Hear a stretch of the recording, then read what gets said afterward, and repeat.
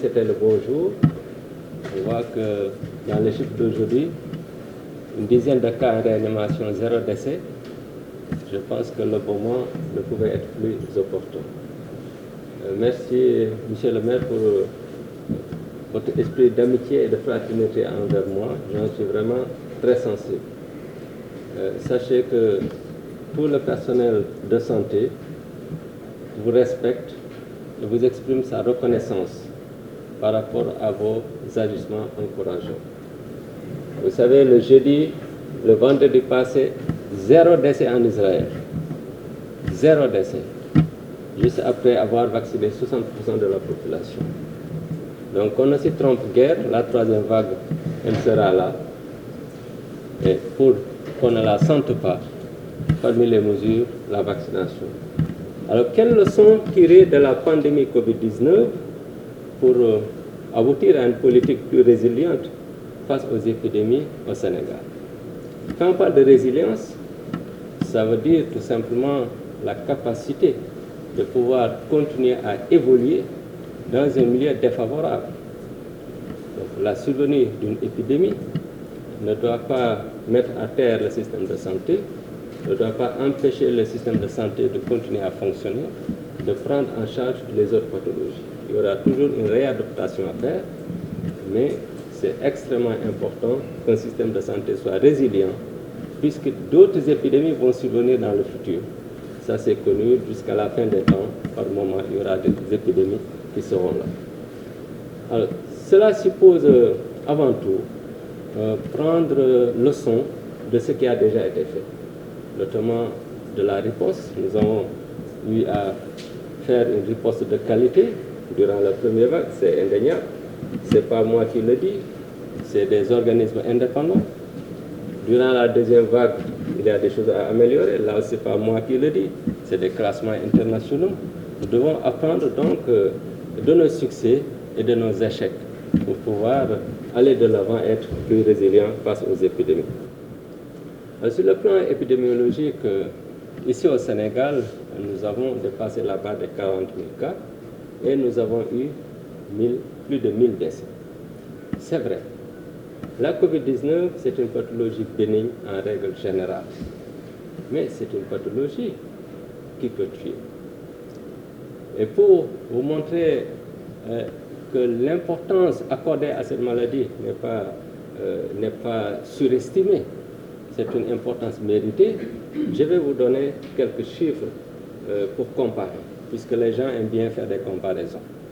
Entre le 2 mars 2020 et le 2 mars 2021, il y a eu 888 personnes qui sont décédées de Covid-19 au Sénégal, sur une période de 12 mois.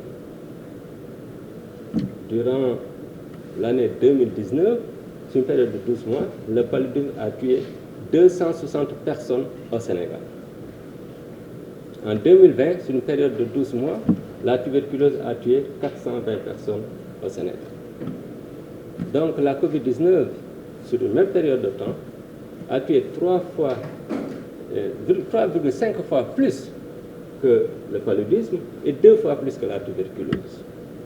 Ceci, je tiens à le souligner, parce que souvent on essaie de faire la comparaison en disant qu'on donne trop d'importance à la COVID-19. J'ai même eu, lors d'une conférence à l'université, parlé des statistiques qui circulent dans le net, parfois qui sont réalisées dans des pays occidentaux très nantis et habituellement très rigoureux sur le plan scientifique. Mais ces statistiques n'avaient rien à voir avec la vérité. Les chiffres que je vous donne, ce sont des chiffres que tout le monde peut consulter et que tout le monde peut voir. Donc c'est une maladie qui mérite vraiment l'attention qu'on lui porte. Pas seulement au niveau du Sénégal, mais au niveau mondial. Il y a eu actuellement environ 150 millions de cas et plus de 3 millions de morts. Mais si on considère la période 31 décembre 2019, 27 décembre 2020, à peu près 12 mois, il y a eu 1 700 000 personnes tuées par la COVID-19 dans le monde. Ça veut dire 300 morts de plus que la tuberculose, qui avait tué 1 400 000 personnes en 2019. Tandis que le paludisme avait tué environ 409 000 personnes dans le monde.